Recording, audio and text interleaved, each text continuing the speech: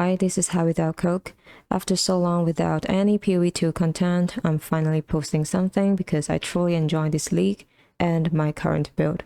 In today's video, I'm going to talk about why I chose Warbringer as my ascendancy, pros and cons of my build, and how I built my offense and defense through gears, gems, and passive tree.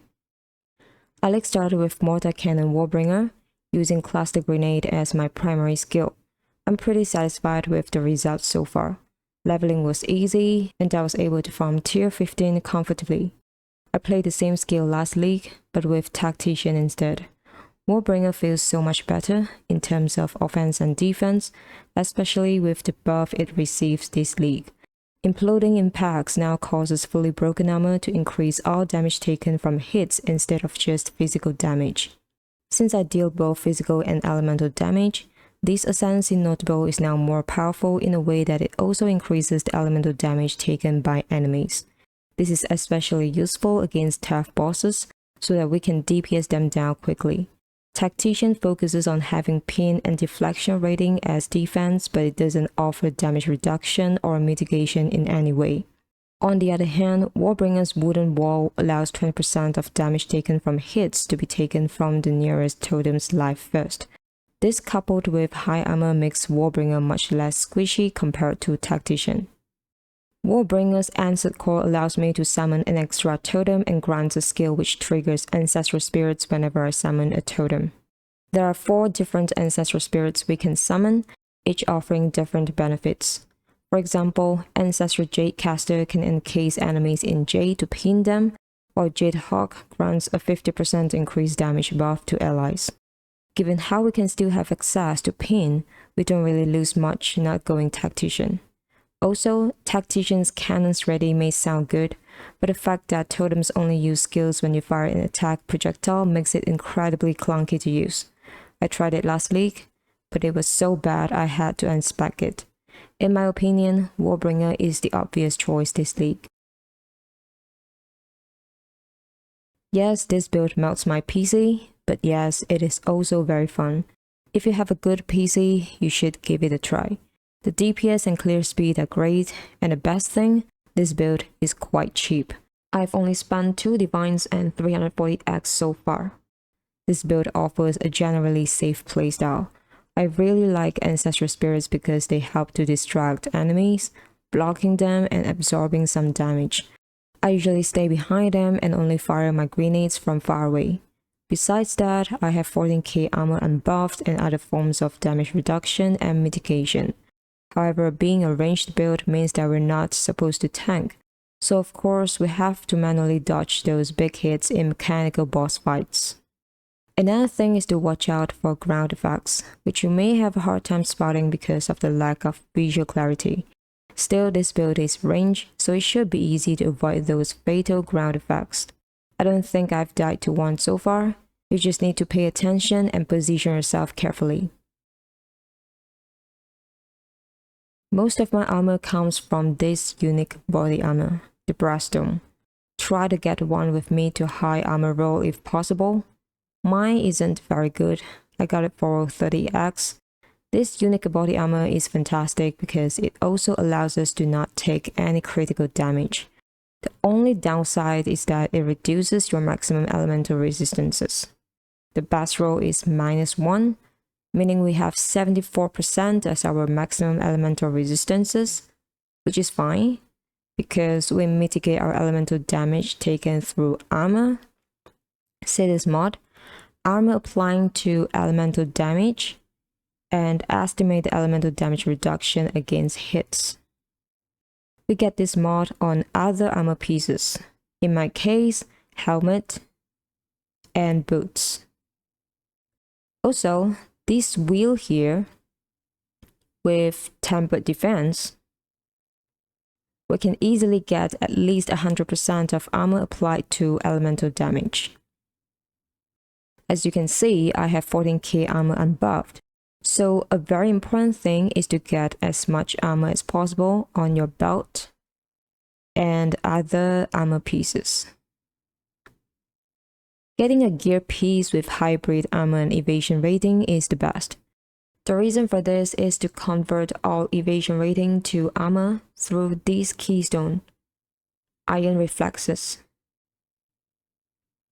Other important mods for defense are life, ally resistances, and chaos resistance. I have 2 Soul Core of Takati socketed to get my chaos resistance up to 70%. They were a little expensive, I got both for 72x. Also try to get some mana on your gears. I have over 800 mana, which is enough because I'm using a mana flask. For my weapon, Siege Crossbow is the obvious choice because it allows our grenade skills to fire an additional projectile. Get one with at least 500 physical DPS and plus 6 to level of all projectile skills. The rest is bonus. As for offensive mods, you can get flat physical damage on your gloves and jewelry. I'm using Idol of Uldren for an extra totem. If you prefer a rare amulet, then look for one that gives plus 3 to all projectile skills. This will give you the highest damage boost. I anointed heavy ammunition, which gives 40% increased projectile damage. I don't use crossbow shot, so just ignore this. Ancestral spirits granted by the Ascendancy is automatically a 6th link. The first support gem I use is Infernal Legion. What this support gem does is that the minions will take 30% of their maximum life as fire damage per second to ignite nearby enemies, dealing base fire damage equal to 25% of minions' maximum life. Now, it doesn't show how much damage the minions do, but it doesn't matter. I only use this support gem because I took this passive, Exposed Wounds. All hits will break 30% increased armor on targets affected by ailments.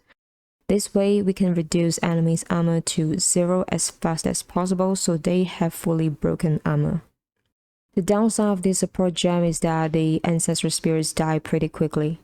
So I support them with Elemental Army so that they have 30% extra elemental resistances. Another way to not let them die so fast is to replace this Tier 3 Infernal Legion with Tier 1 Infernal Legion. The minions still burn nearby enemies, but they only take 20% of their maximum life as fire damage per second. Minion Mastery, because I feel like they die slower, and then Cowling Strike and Pin. There are a few other support gems you can use. For example, Mid Shield, Maim, and Magnified Area. Just test and use whatever you like. Mortar Cannon. First gem is of course Cluster Grenade, and then Payload for grenades to have 50% chance to activate a second time. Urgent Totems is used mainly for the 100% increased totem placement speed. In my opinion, the quality of life it provides is just unmatched. I wouldn't trade this for any damage support gem. Deliberation for 20% more damage. As you can see, I'm still using a 5 link. I have a perfect Jeweler's Orb, I just didn't use it because my damage is enough. Nova Projectiles has been nerfed, so if you want to add another support gem, Heft is a good choice. It causes support skills to deal 30% more maximum physical hit damage. Not the best, but it gives good damage and is affordable. Explosive Grenade is the main DPS skill besides Mortar Cannon. The support gems are Multi-Shot, Elemental Armament, and Fire Exposure. Oil Grenade is used to slow enemy movement speed by 40% and apply exposure, lowering their elemental resistances by 20%. I support it with Multi-Shot, Potent Exposure, and Persistent Ground. Flash Grenade is used to blind and stun enemies, very useful against bosses. I support it with Multi-Shot, Magnified Area, and Stun. I use Vortex Grenade to electrocute enemies, Multi-Shot, Elemental Armament, and Living Lightning. You don't have to use Living Lightning as your third support gem. It can be something like Lightning Attunement, which probably gives the highest damage. I just like this support gem because the lightning minions will go to the next pack before me. These two grenades are mainly used for immobilizing the enemies. So now we have Pin from Ancestral Spirits, Stun from Flash Grenade, and Electrocution from Volatile Grenade. Another reason I use so many grenades is because I took this passive, Demolitionist. Demolitionist allows me to gain 4% of damage as extra fire damage for every different grenade fired in the past 8 seconds. During a boss fight, I will fire these grenades consecutively to gain 16% of damage as extra fire damage. Explosive Shot. I only use this when the monsters are very near me. Multi-Shot, Elemental Armament, and Armor Break. It is also a detonator skill, which means that it can cause oil to explode on contact. Emergency Reload to empower my Explosive Shot. That's it. Cooldown recovery, and efficiency. Time of Need is used to recover life, remove curses, and elemental ailments. I like this because I can completely ignore curse mods when mapping. Mana regen is very important, so clarity. We want some life regen, so vitality. And lastly, precision for accuracy rating. Now let's talk about the final part, the passive tree. Early on, when you don't have access to mortar cannon, it's better to just level with grenades. I tried Siege Ballista and Artillery Ballista, but they were so bad after GG changed how to scale their damage. So projectile damage nodes and grenade nodes are the most important early on. After that, try to get totem nodes and all AoE nodes as soon as possible because AoE really helps with clearing and bossing. If you feel like your totems are dying a lot, you can take hardened wood to make your totems more tanky, so you don't have to level your totem to the max level. The reason for this is to reduce the mana cost for summoning totem. I took Gem Enthusiast and Crystallized Immunities. Gem Enthusiast allows you to have 5% increased maximum life, maximum mana, and movement speed if you have at least 10 red, blue, and green support gems socketed. Crystallized Immunities, on the other hand, is a little bit different. You can only be immune to one elemental ailment, either chill, ignite, or shock. However, you can always adjust your support gems according to your current need. Bear in mind though, this build has low intelligence, so if you want to socket more blue gems to be immune to chill, you need to increase your intelligence on passive tree. I got all the attributes needed from passive tree so I can lift my gears for capping resistances. I have 2 jewels with the same mods: attack damage, elemental damage, and totem placement speed. I feel like these are the best mods, but of course you can look for other mods if you want. Alright, that's it for today's video. I'll see you next time.